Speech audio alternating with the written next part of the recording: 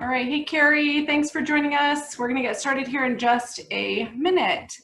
It's been a gorgeous day out there today. I don't know if you guys got outside or not, and if you're in Iowa, man, these are the most beautiful Iowa mornings to get outside and enjoy this weather.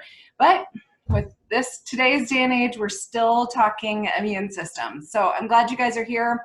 Got a few fun tidbits to get you started on, and we're just two after. So in respect for your time, we're going to go ahead and dive in and get started. The hot topic, as I said, is still immune system. So we know now that obviously washing our hands is the key way to prevent infections. Obviously, we want to avoid contact with those that are sick and get enough sleep. These things do help us avoid getting sick, but there are several other kind of less common ways that we may be inadvertently sabotaging our immune system. And truly, if we're going to talk the antidote to sickness, which is health, there is no better time than right now to stop unknowingly sabotaging our immune systems. So let's get to this. It's gonna be about the next 20-25 minutes. There is a chat box. If you have any questions, please pop those in. I sometimes don't see it right away, but know that by the end of this or in the next 20-25 minutes that I will get to them. If you do have somebody that you want to share this information with, if you want to write notes about this, we will be sending an email blast right afterwards. I promise not to hold your email hostage. I am simply going to send you an email blast afterwards that will give you the notes for all of this. So if you want to write it down, do. If you don't, that's okay too. And that also gives you the ability to forward it to someone else that you think could benefit. So I just want to get the one out of the way that nobody wants to talk about, but it can totally sabotage your immune system to not poop enough. And pooping consistency matters too. So there are literally few things that capture attention more than a call to the restroom, and particularly if you are having troubles in that area. So I know it sounds gross, but paying attention to your bowel movements is actually pretty important. They're a strong indicator of your digestive health, and your gut is where the majority of your immune system comes from. So changes in the frequency, color, shape, texture of your stool can reveal signs of infection, digestive issues, and more serious health problems such as cancer. So here's the deal. You should have 1, 2, 3, I did say that, per day, 1, 2, 3 bowel movements per day. That is not per week. Your stool should be brown with a soft to firm consistency, and it should look like a sausage or like an S.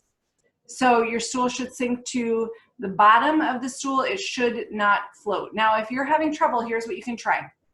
I want you to take a magnesium citrate.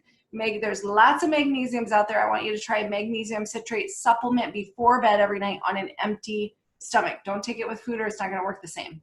Now, if magnesium isn't enough, there is a supplement called Super Aloe that we have in the office, 250, or the big guy 450, that is promised to, or I'm promising you that using it, it's going to get things moving. So you also could purchase a squatty potty.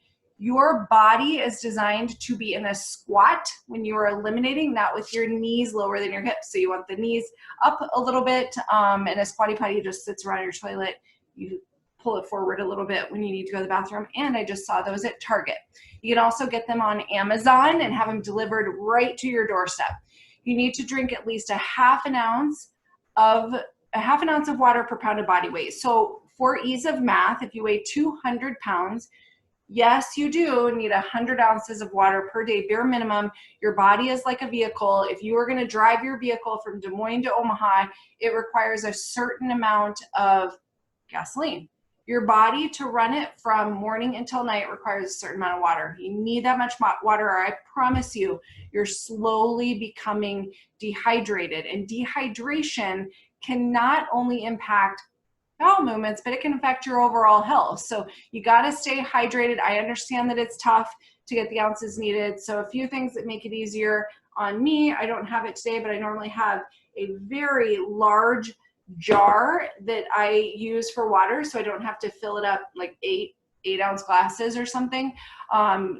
Huge water bottles, they make a difference. Add slices of citrus fruit like lemons, limes, oranges. You could even do strawberries and like a dash of cinnamon. You could get on Pinterest and just Google unique ways to drink your water. I like mine with a little bit of lemon. I'm pretty simple, and I kind of like it cold, so I keep it sometimes in a Yeti or this.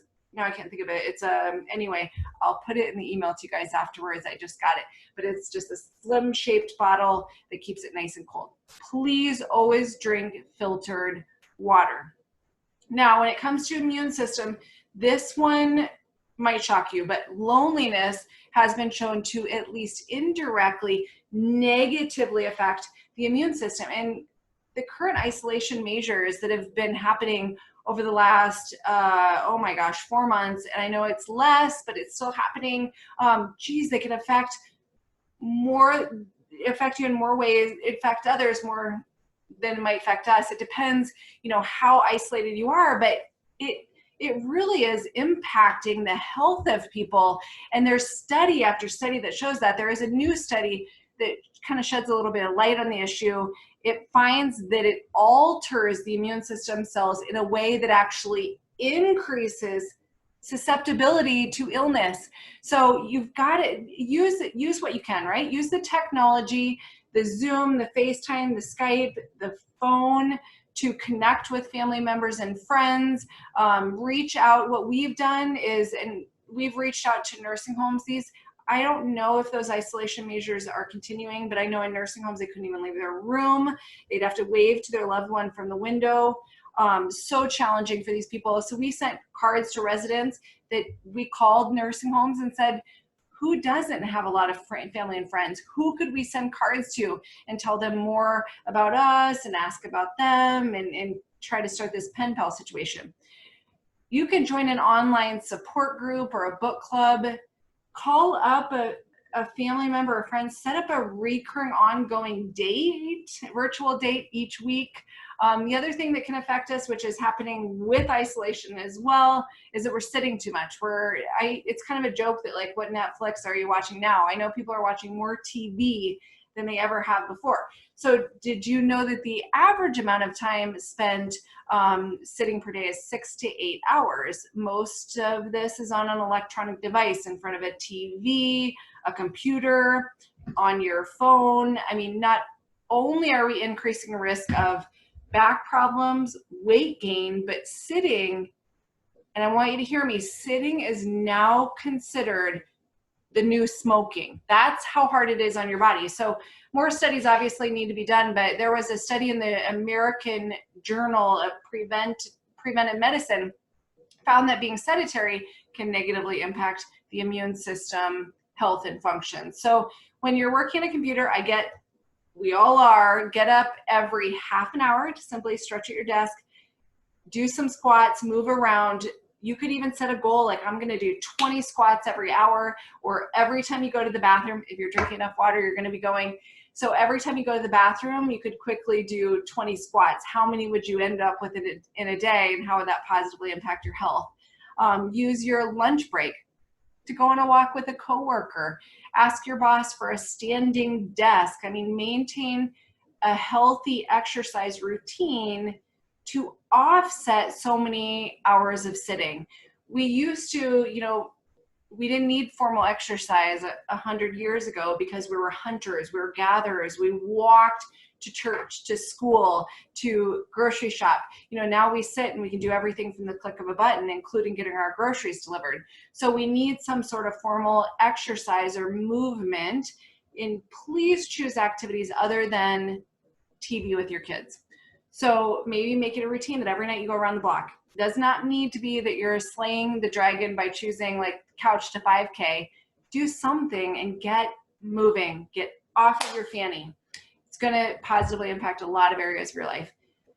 Negativity, we do know that kind of having a glass is half empty mindset can not only make you hard to be around, but could impact your immune system. So a positive attitude can improve your immune system, and it may help you actually live longer. I mean, there's studies. There's a Queensland study that was really cool, University of Queensland. The research published in Psychology and Aging has found that older people who focused on positive information were actually more likely to have a stronger immune system.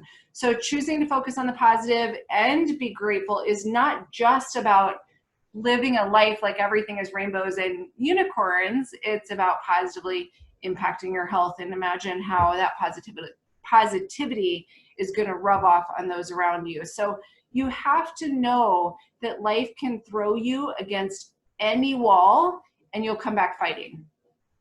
You have to know that life can throw you against any wall and you'll come back fighting. Trust that you can handle anything that comes your way. I mean, you've handled everything that's come your way up to this point, right? I mean, you're still here. Get a journal, write down 5 things every day that you're thankful for. I love, I don't have it right in front of me, but I love a couple of journals. I love the 5-minute journal. I got it on Amazon. And I also love the Rachel Hollis journal, because I don't want to journal for 15 to 20 minutes or even more than 5 minutes every single day.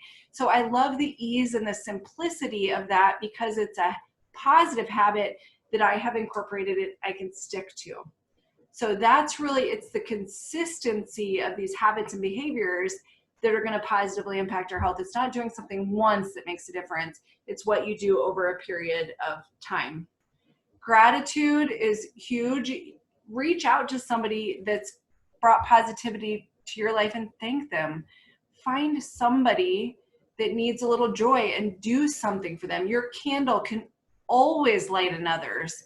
And when we look from positivity, the opposite of that, like fear is a different emotion than negativity. It can signal danger to our bodies, causing sort of a fight or flight response, which if there is a fight or flight response in your body signals fear, it will absolutely affect the immune system.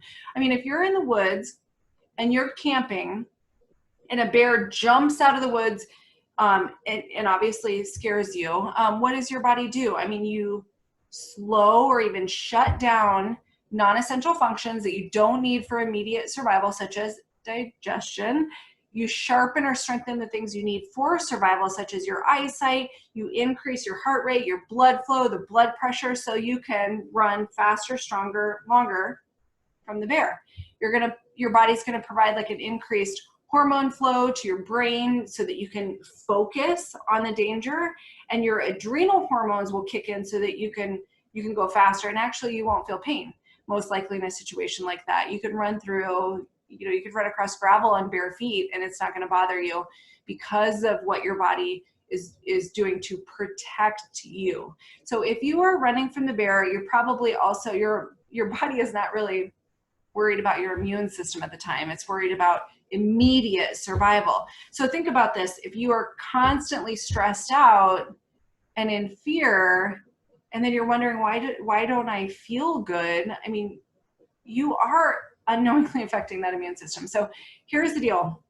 Social media, about a month ago, I realized I thought I have literally not gotten one positive thing off of social media in months. I mean, yes, I could say I connected with a few people, but I don't need that. There's so much negativity there. Please consider taking a day, a week, 2 weeks hiatus from social media. There is no greater place where negativity spreads like wildfire than on social media. And guess what? A lot of people are focusing on fear versus fact, and they're getting scared and not even doing their own research so that they can be an educated consumer in anything. So focus on the loved ones in front of you. Please put your social media away. And by the way, your phone, you can also program it to turn everything other than the phone portion, like calls and texts, off certain times of the day. Use prayer for focus and faith. I mean, if praying is talking to God, meditation or focused quiet time is listening to him. And my favorite form of meditation is guided imagery through brain tapping. If any of you know me, You know that I am a huge fan of Patrick Porter's work. I consider him, I kind of joke, he's like my BFF. He doesn't know that yet, but he's just an incredible doctor, an incredible man, and he's changing lives. And his work has changed mine. I do not know how to meditate. I'm not good at it. So this guided imagery, you just listen to the beats and tones as they come into your, they come in through your headphones. It's incredible. So 24 minutes of brain tapping can be upwards equivalent to the health benefits of 4 hours of meditation. In the email that you're going to get from me is a link that you can go in and you can try a trial of it and see if it makes sense for you. I hear people all the time, I can't, or I don't know how to meditate. I get it. How are we supposed to slow our brains? We're constantly taught and trained in this society to speed up. So guided imagery is a game changer. I know too much sitting is an issue. We could swing the pendulum the other way, and we can see that overtraining can negatively impact the immune system. And if you are training for something, you can see these signs like swelling and fatigue that don't go away after these bouts of training. If your performance is deteriorating, you may be overtraining. In a nutshell, if you train too hard or too long for an event, it can negatively impact your immune system. Your immune system is guiding your body's ability to heal. So please think about if you are one of those that have an event coming up, and I know so many of you, your events have been canceled, and it's heartbreaking. But if you are training, you've got to have rest days. It's really important. You got to make those off days a priority. If you don't make them a priority, your body will find a way to force you to make them a priority. So recognize that exercise can come in various forms. And for those of you that aren't exercising, realize that movement is key. We do not care if you dance in the kitchen or get busy in the bedroom. Just make sure that you're moving your body. Sugar intake. You guys, this is huge. And please listen to me while I say this. I know sweets taste great. I know they can soothe your soul. By the way, it's always temporary, admit it to yourself. But consistently ingesting sugar is not beneficial to your health. In fact, quite the opposite. So studies have found that sugar intake decreases immune function by 50% over the next few hours, sometimes 6 hours. So let me just lay this out. You are about to get onto a plane, a crowded plane with a whole bunch of people, and you ingest a sugary breakfast. Your immune system over the next few hours to 6 hours is going to be down by 50%.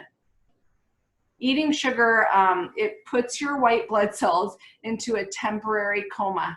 No white sugar. If you want a sweet fix, make some smoothies, make some fresh pressed juices.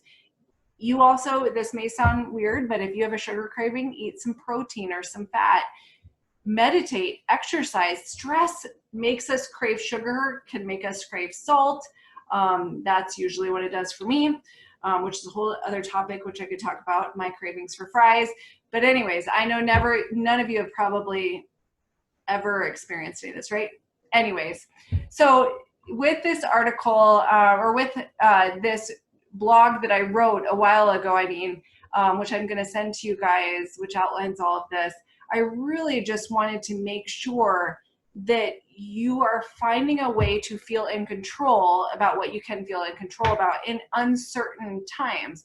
We do know that, back to the beginning, stay away from the sick and infected, wash your hands, sanitize yourself. It's proven the number one way to avoid something is avoid a viral infection is washing your hands. The number one way.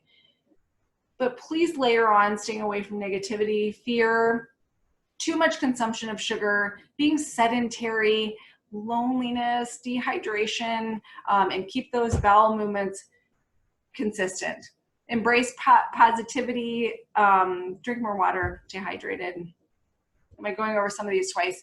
Exercise more, but not too excessive. Stay connected with your friends, your family, your loved ones. Give thanks more than you ever have given thanks before.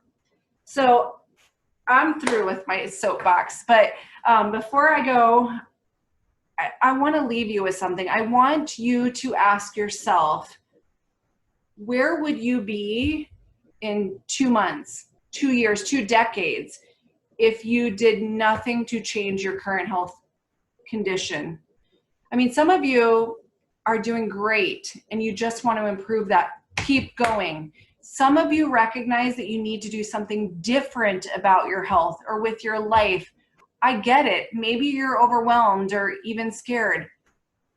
I understand, but listen, you have nothing to lose by talking to someone, anyone, and it doesn't have to be me. I mean, just reach out to someone that can provide you the guidance, the roadmap, the type of care that will actually make a difference. I mean, in my office, we live, breathe, and love helping people become warriors, empowered to gain control over their health. And for those of you that know you need to do something, that know you need to talk to somebody, that want to get scheduled, we give free, no obligation consultations. And our type of care, our brand of care is a little bit different. We don't guess. We look at symptoms as clues. We know that if you have a symptom of any sort, if you're struggling, your body is simply communicating with you that you need to do something different. Testing is critical to really understanding the root cause of what's going on. So for those of you that are here today, I don't do this every time we talk. We have limited seats available, but I want to give you an additional gift of $100 to use towards any initial testing. And for those of you that aren't sure that you want to schedule or you want to chat with me, that's fine. Please just pass. We are not interested in wasting your time, but for those of you that want to schedule, you have to either call 278-4325, and I'm going to put this in the chat box if I can get this linked through, 278-4325. Leave a message. You have to say that you were at this webinar, that you want the $100 gift towards any initial testing. Initial testing usually ranges from about $250 to $375. So, but we don't really know what we need until you come in and chat with me. So the $100 gift is only for those that schedule today. If you decide to schedule later, please do. But you can't come back and ask for the $100 off. So again, if you want to change your life, your health, your future, you have nothing to lose. So let's talk. Thank you for being here, everybody. Please pop any questions that you have in the chat box if you see that. And I'm gonna pop in our phone number for you too. I do not take lightly that you guys spent some of your Tuesday night with me, especially when the weather is this beautiful in Iowa. I'm not sure where everybody is from, but please know that I appreciate you for being here. I promise you, I will do anything in my power to continue to help this community get stronger, to learn more about their health, to learn more about how they can be their own best advocate, and to prevent future problems. If you have any questions, please pop that in the Zoom webinar chat. Immune health, that's a great question. It's different depending upon what you have going on, but the question is, what supplement and foods do you recommend for immune health? Your body is a performance vehicle. It is designed to thrive off of a plant-heavy diet. You need a lot of vegetables, you need a lot of fruit, you need a variety of those, and then you need really clean meats and really clean eggs and really clean fish. I mean, that's your basic core foundation. The standard American diet that starts with grains at the bottom is not healthy, and that's a whole other talk. So stick with fruits, vegetables, meats, and eggs. A lot of people need food sensitivity testing depending upon how much they have going on with their immune system and their gut. So there can be changes to that. Basic supplementation for immune system. We do have a talk. It is out there on YouTube, the Yost Wellness Center YouTube, that tells you what you should do for your immune system. In that talk, we go over the baseline supplements. But again, testing tells us what you actually need. There are certain, if you're going to Hy-Vee, Walmart, Kmart, Sam's Club, Costco, and you're self-diagnosing what you need based on a label that says it's going to help something, you could potentially be causing problems. So there are some baseline supplements that are no issue, like vitamin C, vitamin D, zinc. But if we start to go beyond those, a multivitamin, you know, you can sometimes actually be causing more problems. Your supplements should be GMP certified. They should be GMP certified. They need to be third-party tested. If you're going to Hy-Vee, Costco, Sam's Club, and you're getting supplements from there, they're cheap for a reason. We don't know what's in them because they may not be third-party tested. I hope that answers your question, Julie. Thank you. Okay, I'm going to give this about 20 more seconds, and then I'm going to start to tell jokes and give you my song and dance routine. No, then I'm going to go see if my kids need dinner and what I can do to help them because they're cooking it. You're welcome, Julie. My pleasure. Thank you for being here. You guys can ask me anything. Everybody look for the email from us tomorrow. We'll get that out to you with the links. Every other week, we're doing these live webinars. Please share them with your family, your friends, your coworkers. Our goal is just get more good content out in the community, empower you guys to have a few tools in your tool belts and a few things that you can take advantage of in the comfort of your own home. You're welcome, Miranda. Thank you for being here. Every other Tuesday, go to Yost Wellness Center on Facebook. The events portion is going to tell you everything that's coming up. And there is a ton of videos on lifestyle and a lot of different content out there that, again, you can take advantage of for you. You can share with your family and friends. Do you still allow sample trials? We haven't done that in a long time, but yes, we do. We do. Yes, we do, Carrie. If you haven't ever done it, you got to try it. This brain tapping thing is incredible. Incredible. No need to meditate. It's too hard. It has literally, hands down, made a huge difference in my sleep patterns. I used to not sleep very good, and brain tapping has been incredible. Okay, thanks, guys. Signing off. Have a blessed evening.